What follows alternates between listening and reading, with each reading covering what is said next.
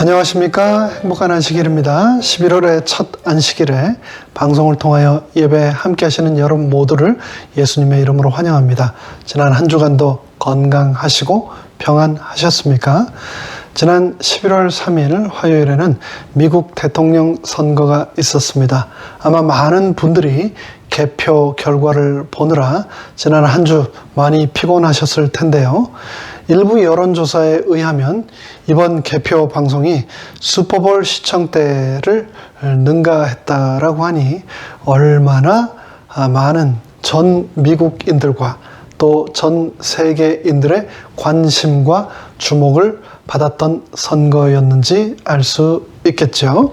아무쪼록 새롭게 앞으로 4년을 이끌어갈 선출된 지도자들을 위하여 기도해 주시고 그 지도자들을 통하여 하나님께서 우리와 또 이 나라를 축복하시기를 간절히 바랍니다.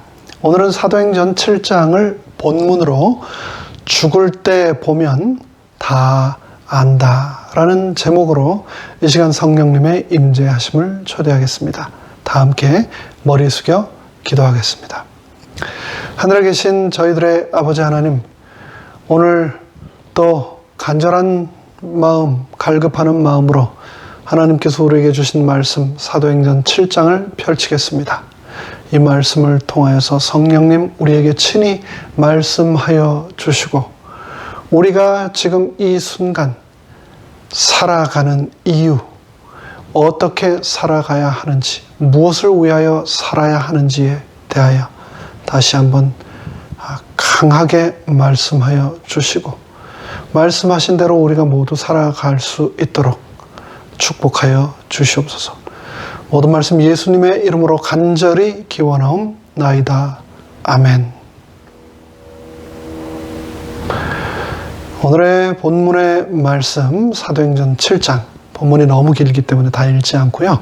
54절부터 60절까지 함께 읽도록 하겠습니다. 저희가 이 말을 듣고 마음에 찔려 저를 향하여 이를 갈거늘 스데반이 성령이 충만하여 하늘을 우러러 주목하여 하나님의 영광과 및 예수께서 하나님 우편에 서신 것을 보고 말하되 보라 하늘이 열리고 인자가 하나님 우편에 서신 것을 보노라 한데 저희가 큰 소리를 지르며 귀를 막고 일심으로 그에게 달려들어 성 밖에 내치고 돌로 칠세 증인들이 옷을 벗어 사울이라 하는 청년의 발 앞에 두니라. 저희가 돌로 스데반을 치니 스데반이 부르짖어 가로되 주 예수여 내 영혼을 받으시옵소서 하고 무릎 꿇고 크게 불러 가로되 주여 이 죄를 저들에게 돌리지 마옵소서. 이 말을 하고 자니라.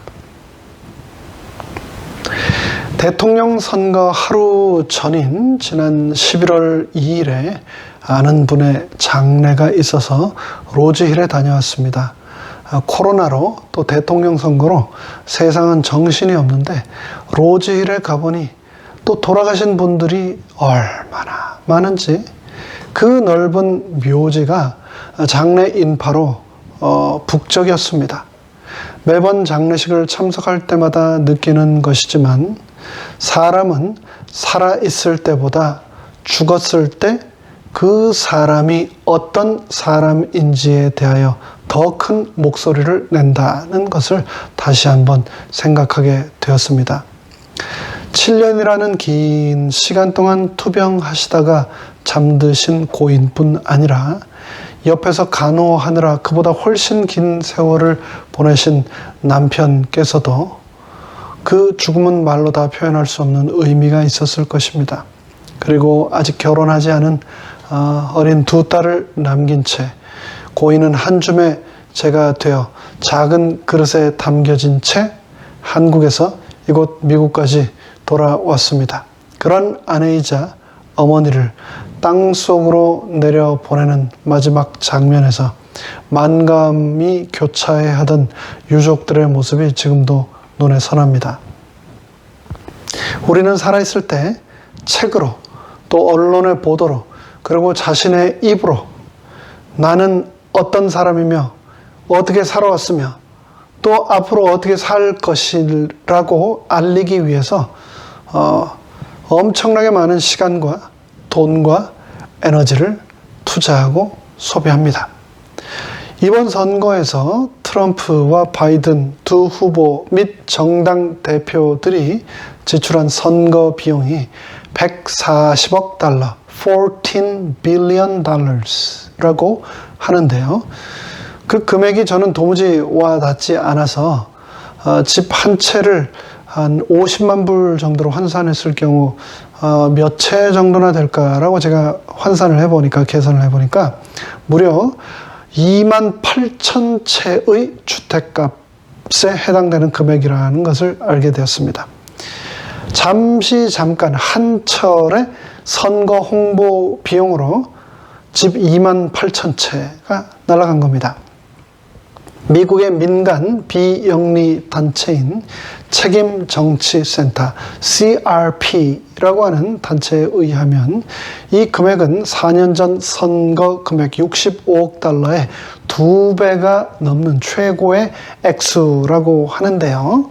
그런데 우리는 그들의 캠페인을 통해서 그들이 한 말과 약속보다는 그들의 행동 그리고 그들의 인생 그리고 그들의 삶의 마지막 순간, 그들의 죽음을 통해서 그들이 어떤 사람이었는지를 더 정확하게 알게 될 것입니다. 예일 대학의 셸리 케이건 교수, 아주 유명한 교수님이죠. 그분이 쓴 책, Death, 죽음이란 무엇인가? 라는 자신의 책에서 그는 말하기를 삶은 죽음을 통하여 완성된다라고 했습니다. 또 그는 삶만큼 중요한 것이 바로 죽음이고 죽음을 대체할 수 있는 것은 그 어디에도 없다라고 말했습니다. 그렇습니다. 죽음은 정말 중요합니다. 우리는 평생 죽음을 수없이 지켜보면서도 정작 나 자신의 죽음을 위해서는 잘 준비하지 못하는 경우가 있습니다. 인생에서 가장 중요한 사건인데도 말입니다. 만약 죽음이라는 인생의 그 중요한 이벤트가 지금 나에게 다가온다면 나는 어떨까 생각해 보았습니다. 근데 아무리 생각해도 저는 준비가 되지 않아도 너무 안 되었다라는 것을 다시 한번 생각하게 되었습니다. 하나님이 지금 나를 부르신다면 지금이 그분께서 내게 허락하신 인생의 전부라면 담담히 받아들여야 하겠지요. 만약 그렇다면 너무나 아쉬움이 많이 남고 쉽게 눈을 감지 못할 것 같습니다. 무엇보다 어린 아이들 때문에 눈을 감으면서도 마음이 많이 아프겠죠. 근데 오늘 본문에 보면 그 순간을 마치 평생을 준비하였다는 듯이 담담히 받아들일 뿐 아니라 그 죽음을 통하여 살아왔던 그 어떤 순간보다도 더 크게, 더 분명하게, 그리고 더 깊은 울림으로 온 세상에 말한 한 사람이 등장합니다. 바로 우리가 읽은 본문을 통해서 알 수 있었지. 그 사람의 이름은 바로 스데반입니다. 지난 시간 살펴본 사도행전 6장은 스데반이 성령이 충만하여 놀라운 일들을 행하였다라고 기록했습니다. 스데반이 은혜와 권능에 충만하여 큰 기사와 표적을 민간에 행하니, 그리고 그런 스데반에 대하여 많은 사람들이 변론하였지만 능히 그를 당하지 못했다라고 했습니다.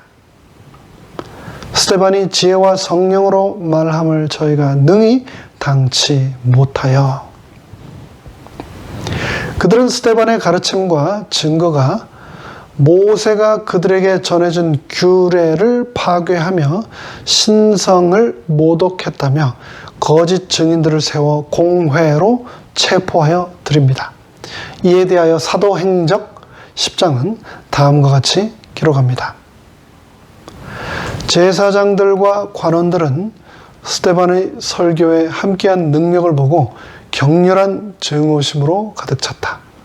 그가 제시한 증거에 굴복하는 대신에 그들은 그를 죽임으로 그의 음성을 침묵시키려고 결심했다.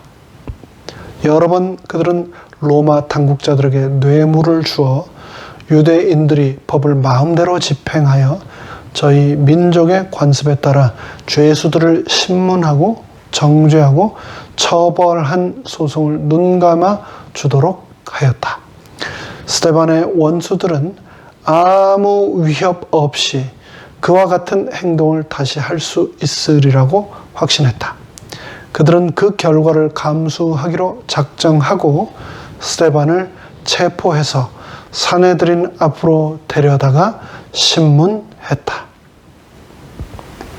그렇게 공회의 대제사장 앞에 서게 된 스데반은 어땠을까요? 여러분은 사람들 앞에서 말하는 것 잘 하십니까?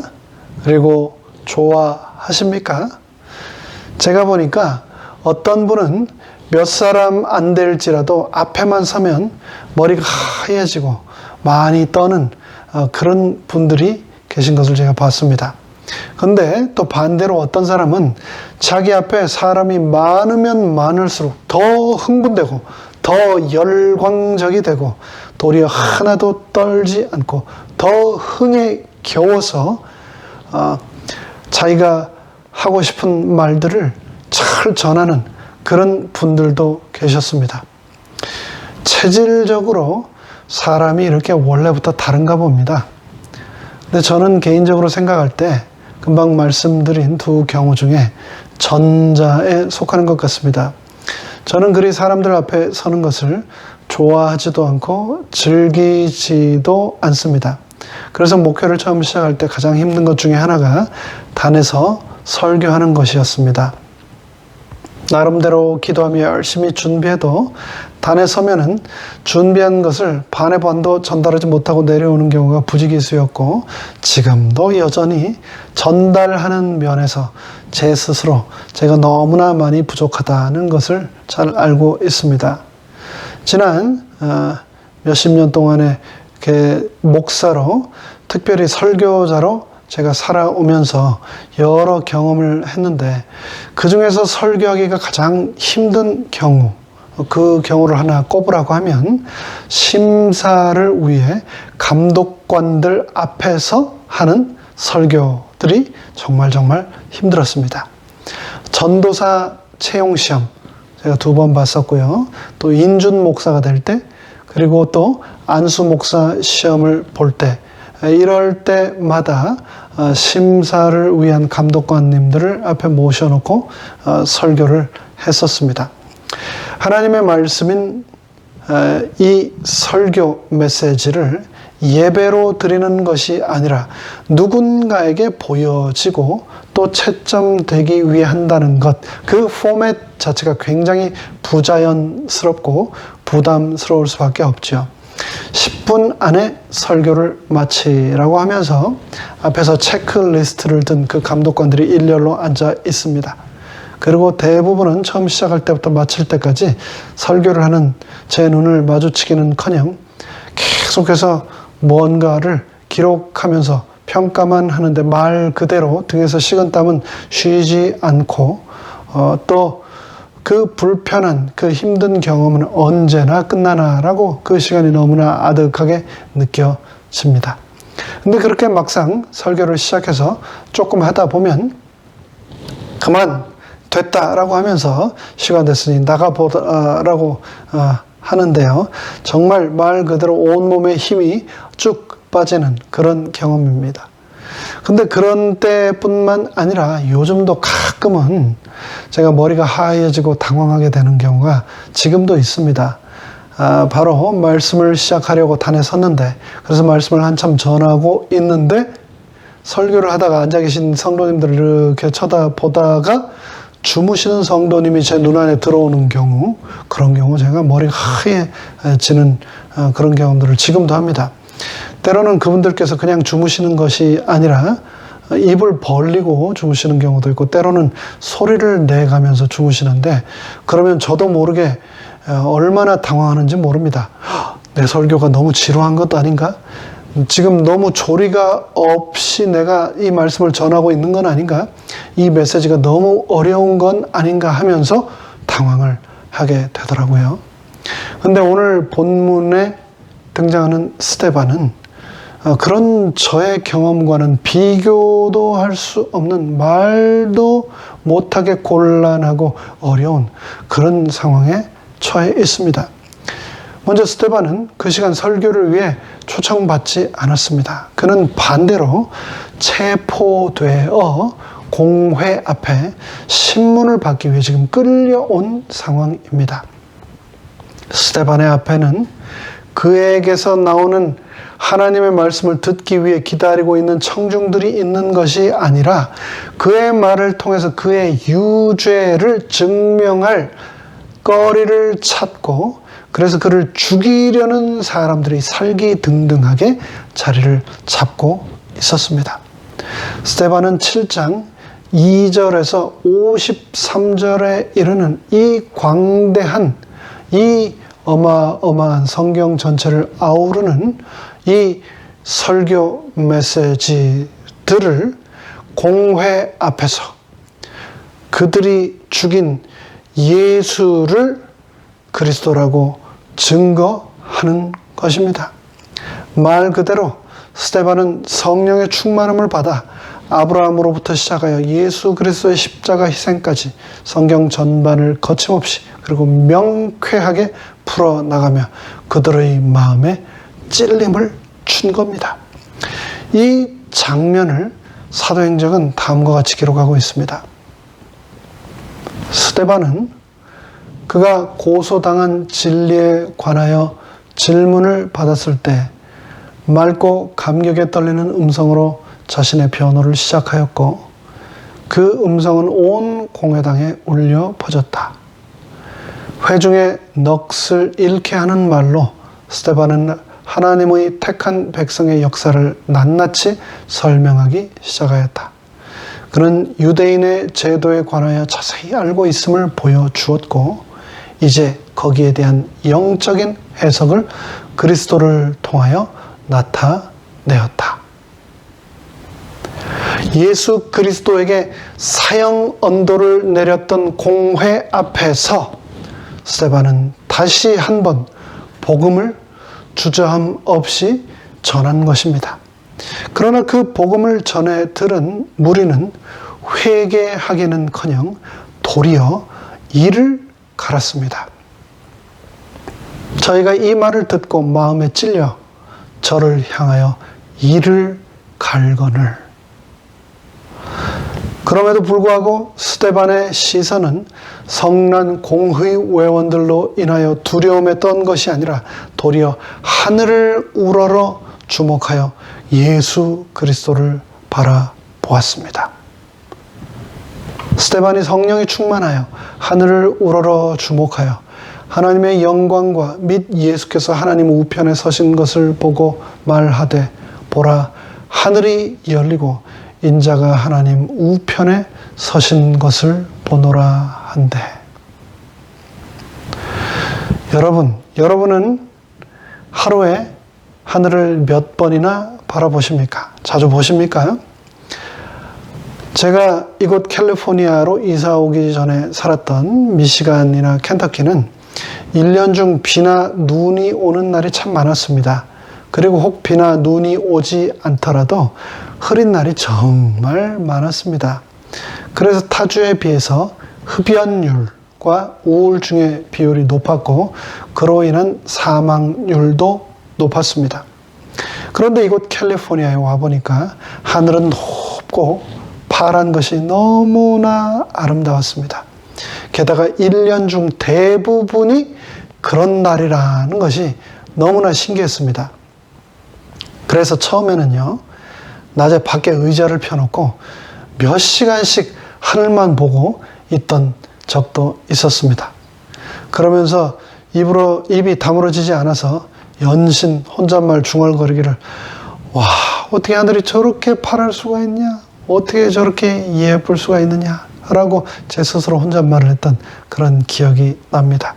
근데 그러기를 얼마 계속하다 보니 이렇게 파랗고 아름다운 하늘이 당연한 것이 되고 점점 하늘을 보는 시간이 줄어들고 요즘은 제가 하늘을 거의 보지 않고 어떤 때는 하늘을 한 번도 안 보고 하루가 지나가는 경우도 있는 것 같습니다. 여러분은 어떠십니까? 저는 스데반을 만나보지 못했습니다. 하지만 제 생각에 스데반은 늘 하늘을 바라보며 하늘에 계신 예수님께 기도하고 예수님과 대화하는 삶을 살았던 것 같다는 확신을 하게 됩니다. 자신을 죽이겠다고 이를 갈고 있는 군중들 앞에서도 그는 평소에 하던 것처럼 하늘을 우러러 주목하였습니다. 그리고 하늘에서 하나님의 영광과 예수님께서 하나님의 우편에 계신 것을 보았습니다. 그러자 비록 육신은 땅에 살았지만 하늘에 속했던 스데반에게 하늘이 열리고 인자가 하나님 우편에 서신 모습이 다시 한번 비쳤던 것입니다. 그 광경을 본 공회원들은 스데반에게 달려들어 그를 끌어내어 성 밖으로 내쳤습니다. 저희가 큰 소리를 지르며 귀를 막고 일심으로 그에게 달려들어 성 밖으로 내치고 돌로 칠세 증인들이 옷을 벗어 사울이라 하는 청년의 발 앞에 두니라. 귀를 막고 소리를 지르며 한꺼번에 덤벼드는 수많은 무리들, 그들에게 짐승처럼 질질 끌려 성 밖으로 내쳐진 스데반. 그때 스데반의 심정은 어땠을까요?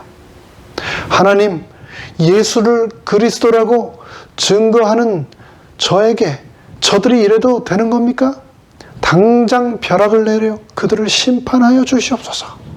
그래서 하나님이 살아계심을 이 세상이 알게 하여 주시옵소서라고 기도하고 울부짖고 싶지 않았을까요? 성령이 충만하고 많은 권능을 행했던 스데반은 그렇게 기도할 수 있었을 것입니다. 아니면 하나님, 훗날에 더 큰 사역으로 하나님께 영광을 돌리겠습니다. 그러니 이 위기를 넘기도록 저를 보호하여 주시옵소서라고 간절히 간구할 수도 있었을 겁니다. 그런데 스데반은 그런 간구를 드리지 않고 다음과 같이 기도했습니다. 저희가 돌로 스데반을 치니 스데반이 부르짖어 가로되 주 예수여 내 영혼을 받으시옵소서 하고 무릎을 꿇고 크게 불러 가로되 주여 이 죄를 저들에게 돌리지 마옵소서. 이 말을 하고 자니라. 성난 군중들이 돌을 들어 스데반을 치는데 스데반은 하나님 저를 불쌍히 여기고 구원하여 주시옵소서, 저를 살려 주시옵소서 라고 울부짖지 않고 주 예수여 내 영혼을 받아 주시옵소서 라고 기도했습니다. 이 장면은 구약의 열왕기하의 한 장면과 너무나 선명한 대조를 이룹니다. 그때에 히스기야가 병들어 죽게 되매 아모스의 아들 선지자 이사야가 저에게 나와서 이르되 여호와의 말씀이 너는 집을 처치하라 네가 죽고 살지 못하리라 하셨나이다. 히스기야가 낮을 벽으로 향하고 여호와께 기도하여 가로되 여호와여 구하오니 내가 진실과 전심으로 주 앞에 행하며 주의 보시기에 선하게 행한 것을 기억하옵소서 하고 심히 통곡하더라. 한 나라의 왕임에도 불구하고 또 그것이 사고나 전쟁으로 인한 죽음이 아님에도 불구하고 선지자를 통하여 그의 죽음을 미리 말씀하여 주시며 준비하도록 특별한 은혜를 주셨는데도 불구하고 히스기야 왕은 자신의 죽음이 두려워서 심히 통곡합니다. 여기서 우리는 하나님께 모든 것을 온전히 맡기고 사는 항상 준비된, 항상 죽음을 위하여 준비된 자의 삶의 모습이 어떤 것인지 분명한 대조를 통하여 다시 한번 보게 됩니다. 이 장면을 사도행적은 스데반의 모습을 다음과 같이 기록합니다. 그들은 인간이라기보다는 야수처럼 행동하며 이를 갈면서 스데반에게 달려들었다. 주위의 잔인한 얼굴들을 보고서 그 죄수는 자기의 운명을 알았으나 요동하지 않았다. 그의 앞에 있는 광경이 시야에서 사라졌다. 그의 앞에 하늘의 문이 조금 열렸으며 스데반의 눈앞에 하늘의 문이 열린 겁니다. 안을 들여다 보았을 때 스데반이 하늘을 이제 들여다봅니다. 그는 하나님의 궁전의 영광과 그리고 마치 당신의 종을 붙드시고자 방금 그의 보좌에서 일어나서 계신 듯한 그리스도를 보았다. 스데반은 성난 폭도들, 자신을 죽이기 위하여 돌을 들고 서 있는 그 폭도들 너머에 계신 문이 열려있는 하늘을 바라보며 자신을 이제 붙들어 주시고자 보좌에서 이제 막 일어나 서 계신 예수님을 발견하게 된 것입니다. 스데반은 승리의 음성으로 보라, 하늘이 열리고 인자가 하나님 우편에 서신 것을 내가 보노라고 부르짖었다. 그가 그의 눈으로 보는 영광스러운 광경을 묘사할 때에 돌을 들고 그를 죽이기 위해 서 있던 박해자들은 더 이상 견딜 수가 없었다. 그들은 스데반의 말을 듣지 않으려고 귀를 막고 큰 소리를 지르며 일제히 미친 듯이 스데반에게 달려들어 성 밖에 그를 내쳤다. 저희가 돌로 스데반을 치니 스데반이 부르짖어 가로되 주여, 주 예수여, 내 영혼을 받으시옵소서 하고 무릎을 꿇고 크게 불러 가로되 주여, 이 죄를 저들에게 돌리지 마옵소서. 이 말을 하고 자니라.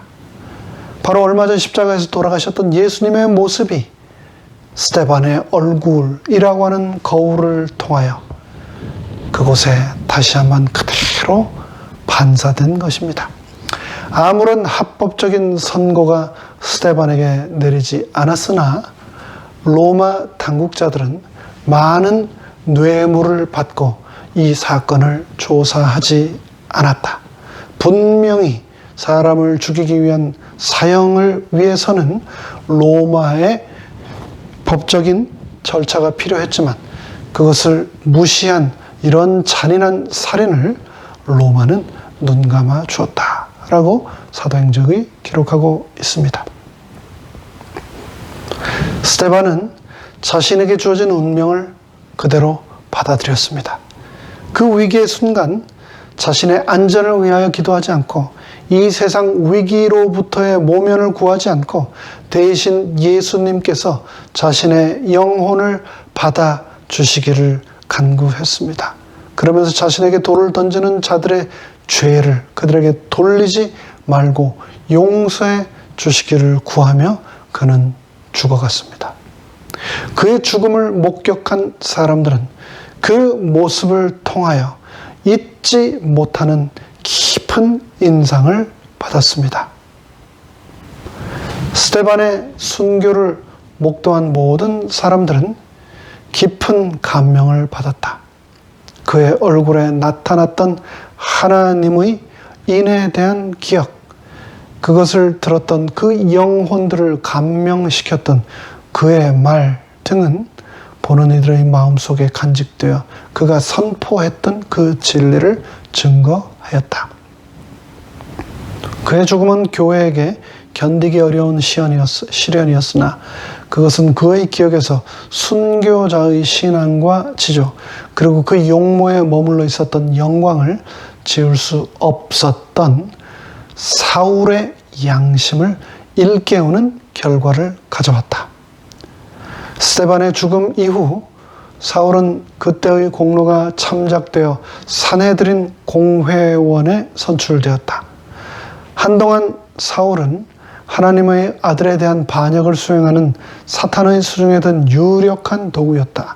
그러나 얼마 있지 아니하여 이 잔인한 박해자는 그가 지금 헐고 있는 교회를 세우는 일에 종사하게 될 것이었다.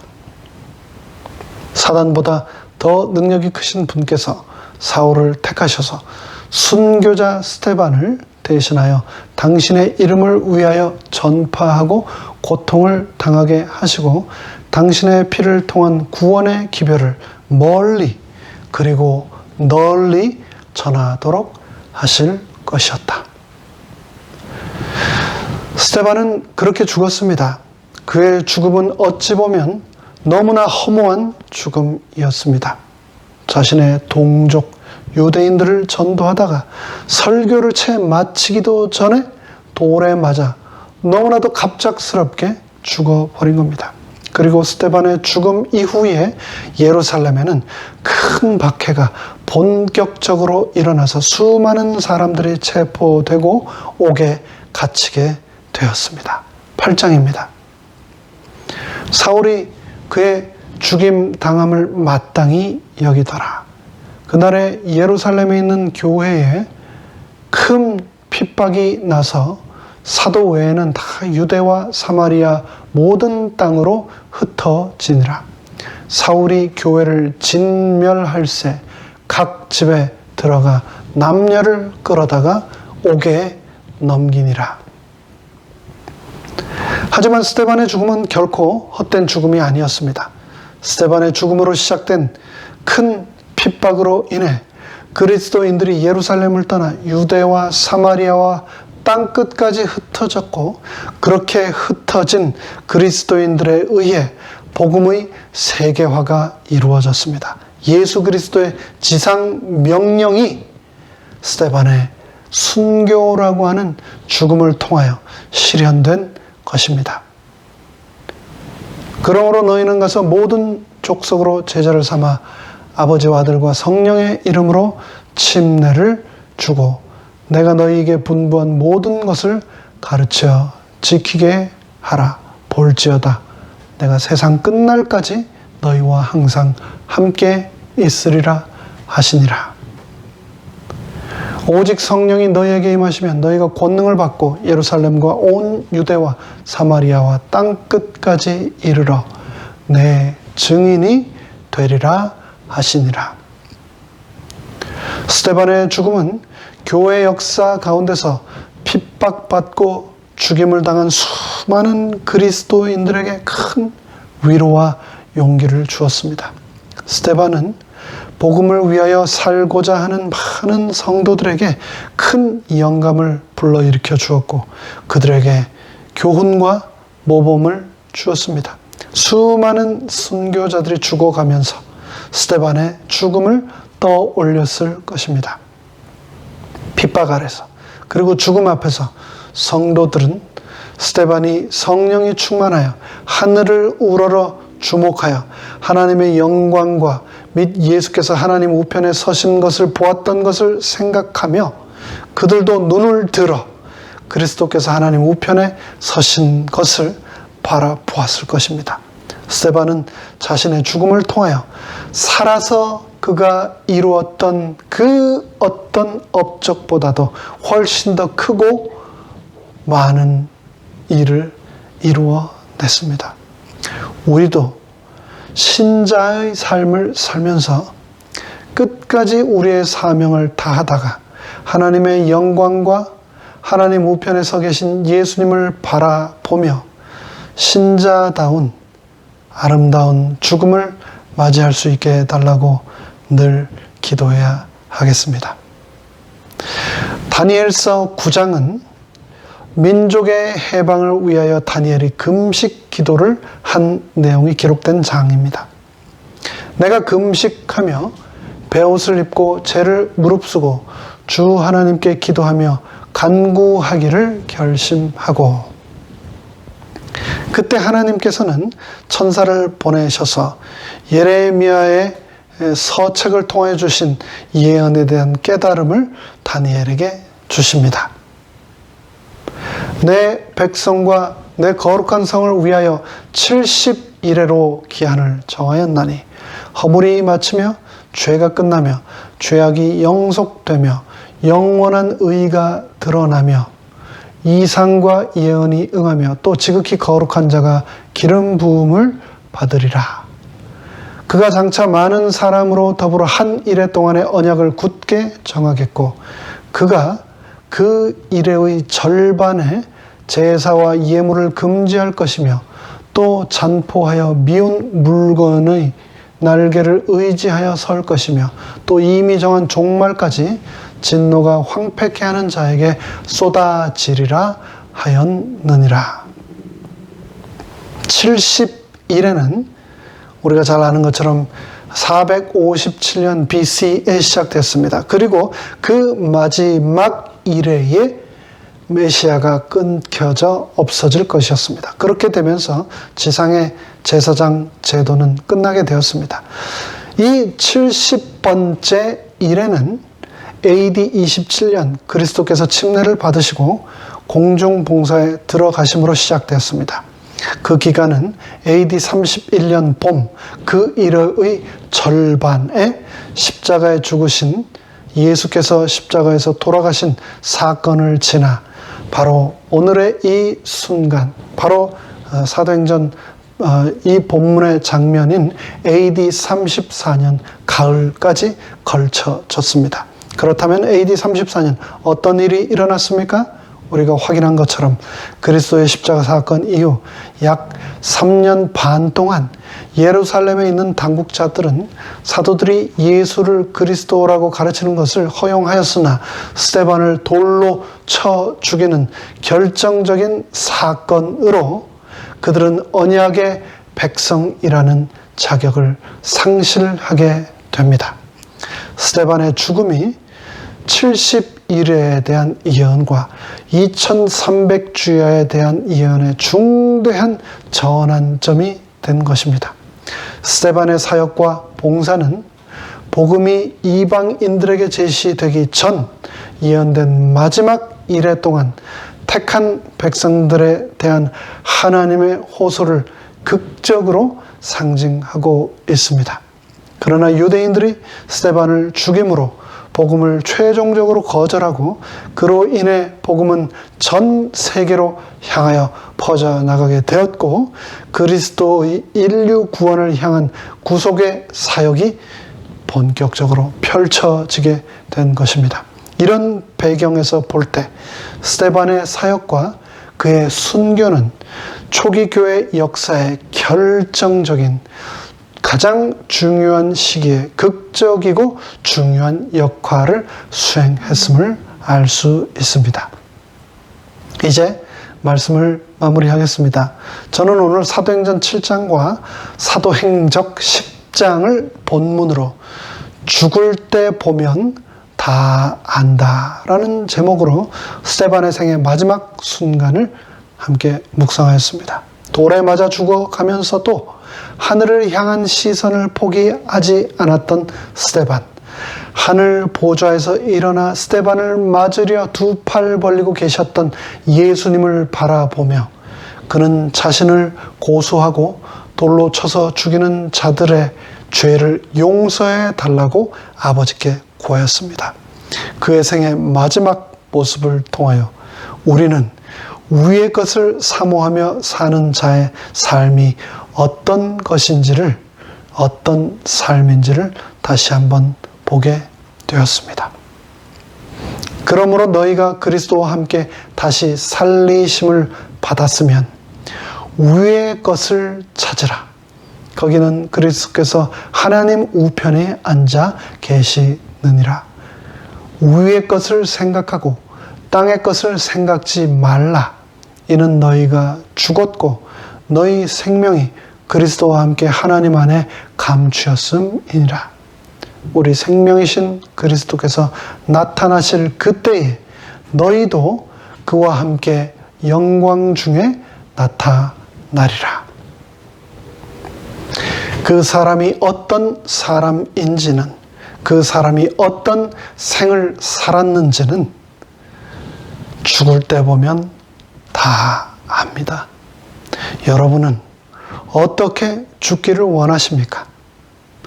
사는 것도 내 마음대로 잘 되지 않는데 죽는 것이 내 마음대로 잘 되겠습니까? 라고 생각하는 분들도 계실 것입니다.